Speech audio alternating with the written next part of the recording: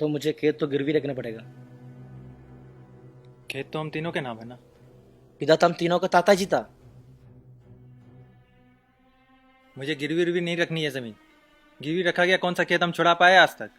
12 एकड़ की एक पट्टी बची है, उसे रहने दीजिए। ऐसी उपजाऊ जमीन क्या हम दोबारा ले सकेंगे? इसके अलावा कल को मुझे एकदम से पैसों की जरूरत पड़ जाए तो भाई मुझे अपने हिस्से की जमीन मिलनी चाहिए। सुधीर तुम एकदम हिस्से मांगने लगा। भैया मैंने कौन सी गलती की? एक ना एक दिन ये बात तो करनी थी। सुधीर तुम तो हिस्से का बात तो कर रहे, पर ये भूल रहे कि तुम्हारा पढ़ाई लिखाई में कितना खर्च हुआ है। वो सब तो तातिया जी ने किया। ताता जी का बस नाम था, ये तुम भी जानते है। सारे जिम्मेदारी हमारे ऊपर डालकर ताता जी ने छुट्टी पाली थी। तुम्हारा पढ़ाई शादी आदि में कितना खर्च हुआ, तुम एकदम हिस्से मांगने लगा। देखो भैया, आपने मुझे बहुत बार सुनाया कि आपने मुझे पढ़ाया, मेरी शादी की। आज आप मेरी भी सुनिए। मेरी पढ़ाई और शादी के लिए आपने अपने जेब से खर्च नहीं किया। 20 वर्ष पहले क्या मेरा यहाँ कुछ नहीं था? थोड़ी जमीन मेरी भी थी। जो जमीन मेरे नाम पे थी उसी की उपज से ये सब हुआ। और पढ़ाई समाप्त होने के बाद पिछले 20 वर्षों से सारी उपज जो आप खा रहे उसका क्या? ऊपर से मैंने ये किया, मैंने वो किया। इतने वर्षों में एक बार भी उपज का 4 दाना दिया?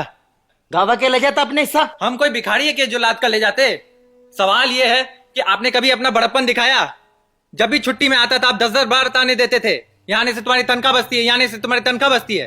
तभी से कान पकड़ा। आया भी तो 4 दिन से अधिक नहीं टिका। 4 साल आया ही नहीं, वो भी आपसे सहन नहीं होता। मुझे लोभी किस लिए कहते हैं आप? सुधीर ये लड़कों बच्चों का आगे इस तरह बेकार में क्रोध ना करो। भैया मुझे कभी ना कभी ये बात तो सुनाना ही था। लड़कों बच्चों को भी सच्चाई जान लेने दो, नहीं तो कल को वो कहेंगे काका मुफ्त में खाने आता था। हो गया, अब तुम सब समझ गया।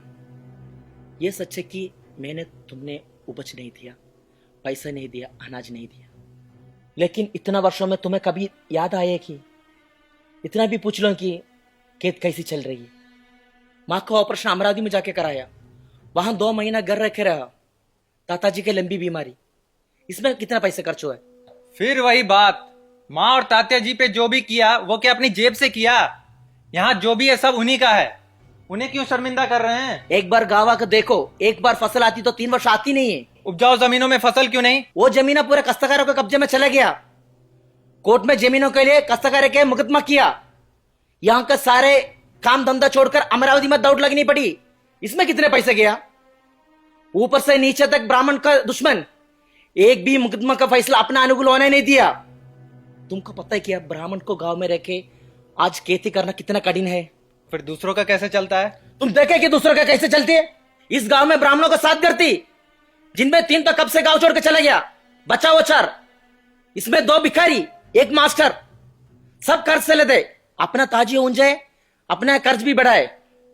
नीचे जातियों को तो ठीक है, वो देशीदारों को दुकान खोलकर हवेलियां खड़ी कर चुके। कुछ कुछ लोग ट्रक चला रहे, दलाल का काम करते, नहीं तो राजनीति तो है ही। ये काम हमसे हो गया क्या?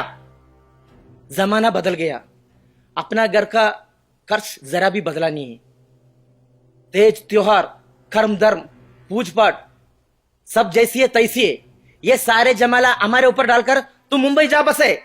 केवल लक्ष्मी और गणेश पूजा में 700-800 रुपए का खर्च हो जाता है। ये सारे खर्च कम कीजिए। तुम इधर आओ, खर्च कम करके दिखाओ। मुझे कुछ कम करके दिखाने की आवश्यकता नहीं है, वो आपको ही करना होगा। इतना फालतू खर्च आज ही सवेरे देख रहा था, थाली में एक साथ 4-4 सब्जियां। यहाँ उन खाने पीने में सभी को अलग अलग आदत होती है। किसी को एक चीज पसंद, दूसरों को और। ये कैसी आदत है? अगर थाली अच्छी तरह भरा नहीं है ना, मुझको खुद को भी अच्छा नहीं लगता है।